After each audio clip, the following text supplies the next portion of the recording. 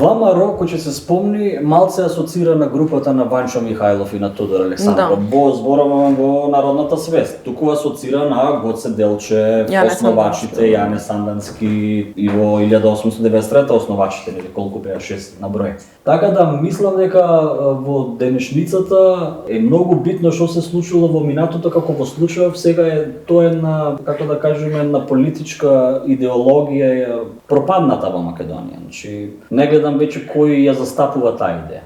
Сериозна политичка сила што ми рекла како во Хрватска не, значи Ама види, македонец, тој беше против србите, само не знам што. Не би се согласила целосно, бидејќи кога го зема проектот на Скопје 2014, многу споменици, пример има спорни, Христо Татарчев е 2014 поставен, мислам дека така. Сигурно. Па до триумфална е и во истиот стил е со други споменици, Ќосето и такви спорни ликови. Значи да нема. Е па тоа дека можеби народот не форсира бидејќи нема такво сознание, ама со тоа што државата форсира, народот веќе почнува да го стекнува тоа сознание и да размислува во таа насока, особено кај млади. Не е наивно.